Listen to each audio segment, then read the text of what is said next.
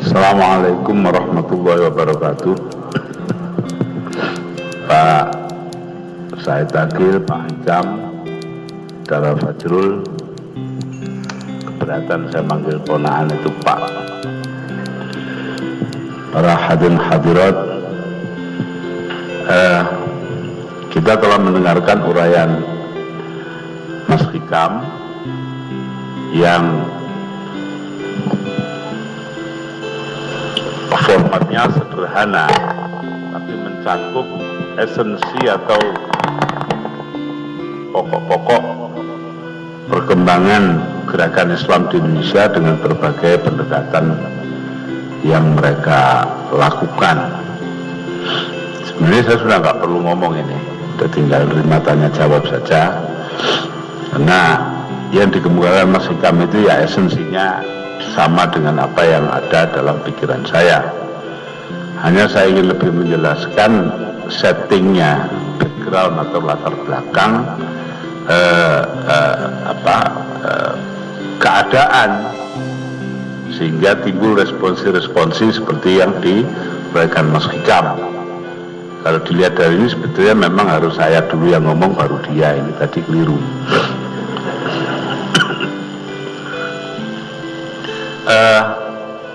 Settingnya adalah pertama-tama tafsiran tentang masyarakat modern. Orde Baru adalah ordenya tentara. Iya, ordenya tentara karena yang buat kita sudah panas, jenderal dulu. Terus dikembangkan lagi oleh Ali Murtopo, Pak Harto dan seterusnya. Dan sampai sekarang pun dikembangkan walaupun pada tentara yang lebih rendah mutunya seperti Hartono, Sarwan Hamid dan sebagainya. Ya, kita bicara apa adanya gitu loh. Tentara ini memperalat birokrat dan membuat kekuatan sosial politik dalam bentuk Golkar secara direct, yang indirect adalah P3 dan PDI, bahwa mereka merasa adalah pahlawan yang akan membebaskan Indonesia dari tentara. Itu karena ketololan mereka saja. Tapi proses pilihannya juga harus disetujui tentara. Jadi apa-apakan itu ya tentara juga lah. Itu hanya tentara Aceh, Buya Hasan, Buya Ismail Hasan tentara Aceh, PDI itu tentara militer, Mbak Mega. Tapi ya semua itu sebenarnya tentara. Nah, tentara ini dididik oleh orang Barat setelah mengalami trauma. Yang merasakan trauma bukan tentaranya tapi orang Islam, yaitu ketika perang revolusi, ya revolusi kemerdekaan kita, ketika dibentuk batalion-batalion peta itu dari 60 Daidan Cok, ya Daidan itu batalion, komandan batalion Daidan Cok. Dari 60 itu 27% adalah kiai, 27 kiai. Jadi mendekati 40%. Yaitu akuratnya Jepang, itu yang saya heran. Karena mereka tahu persis bahwa umat Islam itu kira-kira ya mendekati 50%, 45 lah kira-kira. Sampai sekarang itu ya kurang lebihnya begitu, kalau tidak tambah kurang ya, malah kurang. Dari 45%, ukurannya yang ke masjid gitu loh, sama yang tidak poso itu kok tambah banyak kelihatan yang tidak puasa. Nah, tentara ini mengalami sanitasi akibat dari keputusan rasionalisasi oleh Kabinet Hatta, di mana Kabinet Hatta dengan dukungan kuat dari pihak PSI Sosialis dan PNI kaum nasionalis memberlakukan sebuah peraturan yang bisa jadi komandan pada level kompi ke atas adalah mereka yang punya ijazah sekolah. Ya, walaupun Kiai Thaifur Rahman Sumolango adalah tokoh militer yang menguasai Banyumas, tentara yang tangguh dan sebagainya, sedangkan Pak Harto cuma tamat HIS ya, HIS berapa tahun berapa itu. Jadi pendidikan sekolah Pak Harto itu sangat rendah. Ya, Ya, lo ya itu fakta formalnya ya. Tapi Pak Harto bisa jadi komandan resimen waktu penyerahan kedaulatan, sementara Kiai Taifur Rahman tidak jadi apa-apa.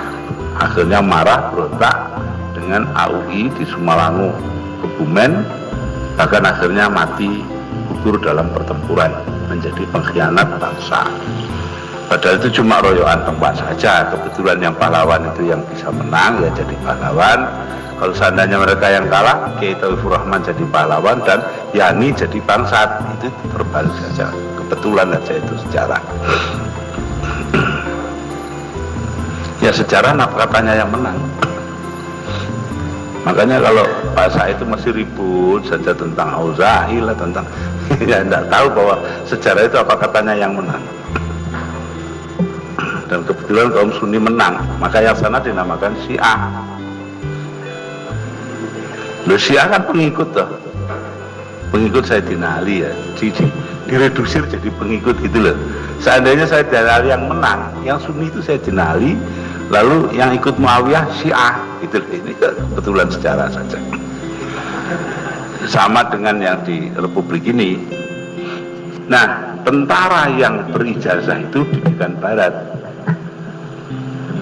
Bersamaan dengan berkembangnya kelas Pamong Projo yang juga pendidikan Barat, di mana kaum santri terlambat ikut tahun 50-an.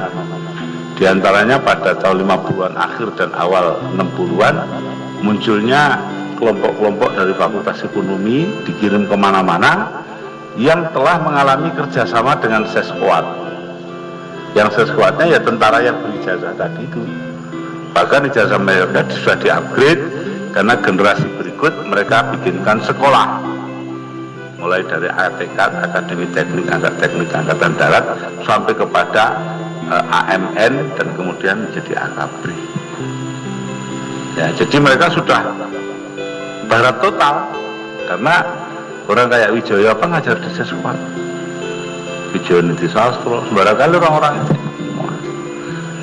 Bahkan kemudian dilanjutkan dengan awal-awal 70-an lembaga-lembaga strategis dan lembaga kajian, Dewan Pertahanan dan Keamanan Nasional, Hankamnas, isinya orang kayak Fuad Hasan, ya kayak itu semualah itu sudah orang-orang yang kesana larinya itu. Nah, pandangan utama mereka adalah bahwa agama ini faktor pendukung bagi kehidupan masyarakat. Pendukung saja, tidak boleh berperang. Karenanya agama hanya dimintai fatwa. Maaf ya, sampai sekarang masih begitu. BKKBN mau bagi kondom, banyak fatwa. Ya semua gitu ya, sinis ya. Tapi ya memang nyatanya gitu kok. Dan ulama kita senangnya bukan main dimintai fatwa.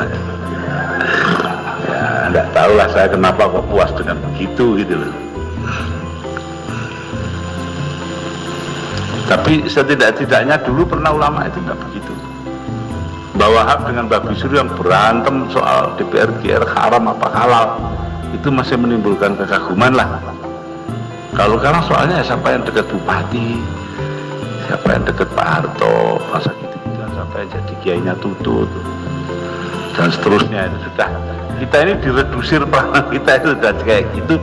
Ini akibat dari tadi dulu proses sekularisasi masyarakat melalui penempatan agama sebagai faktor penunjang, support system.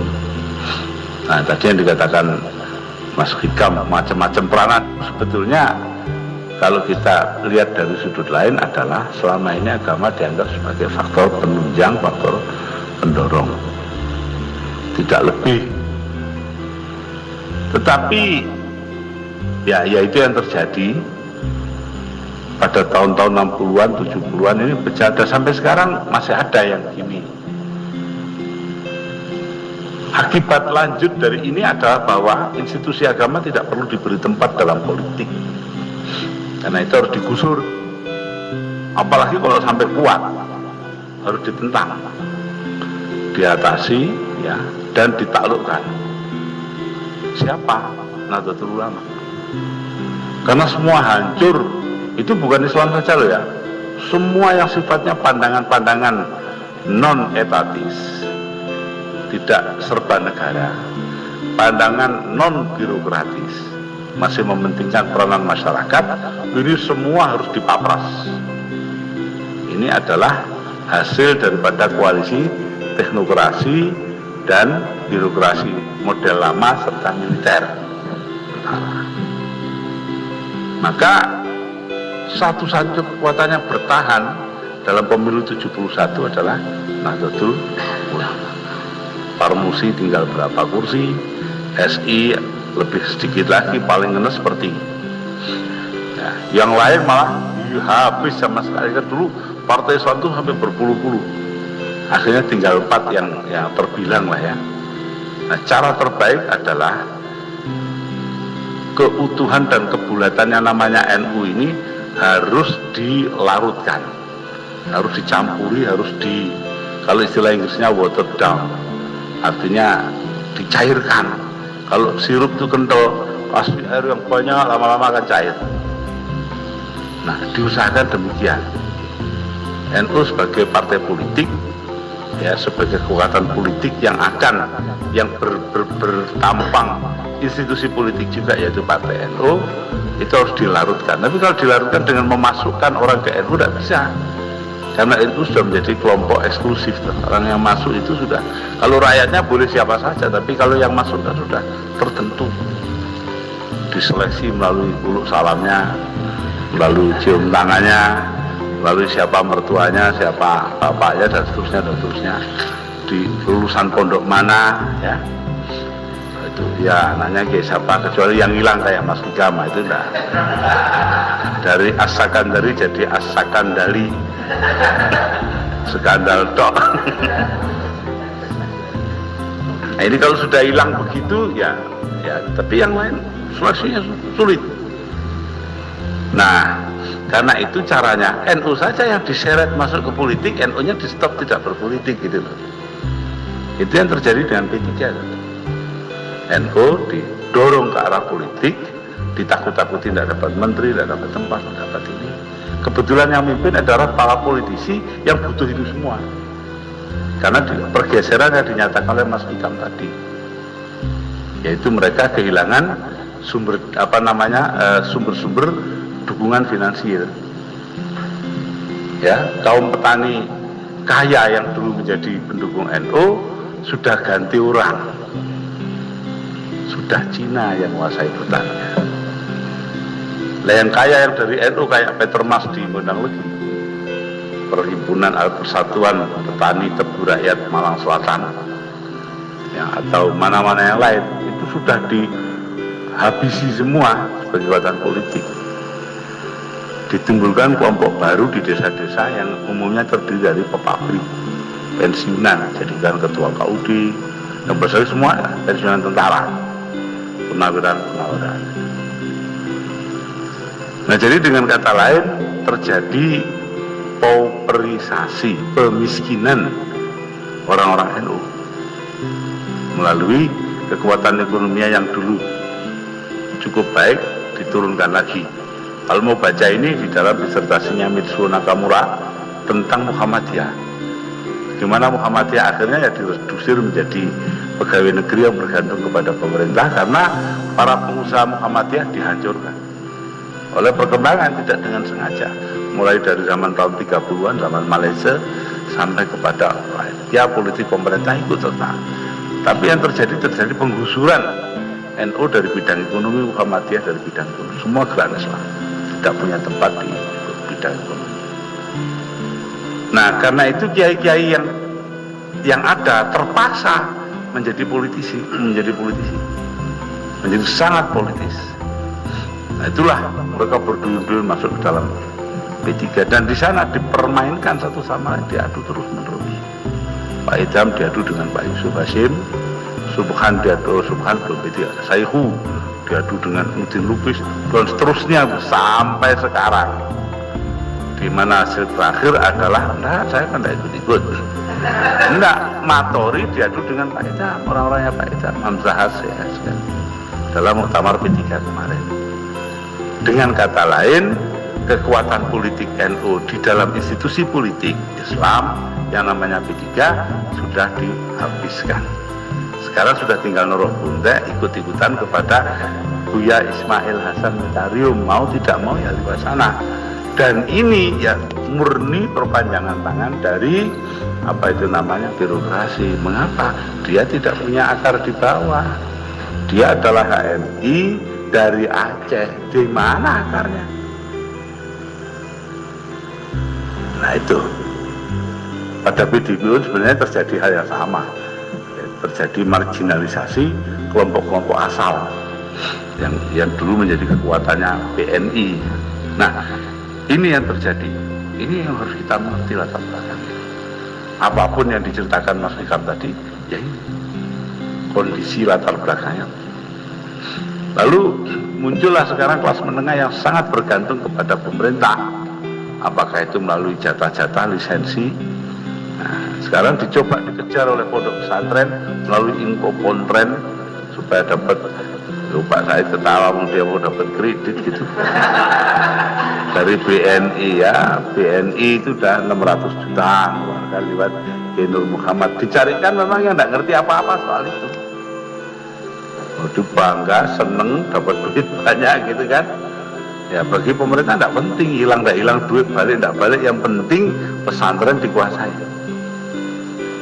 Lalu inkompon-tren, orang-orang pesantren yang jujur dan baik seperti Ki Abdul Razak Sofawi, Ki Hasan Mutawakil dan lain-lain secara perlahan-lahan ditarik dari basis-basis apa itu namanya pesantren semula, ditarik lebih jauh, dicabut dari akar-akar semula. Nah, mengapa kita bisa mengatakan begini? Karena koperasi pondok pesantren tidak diarahkan untuk membina koperasi yang benar.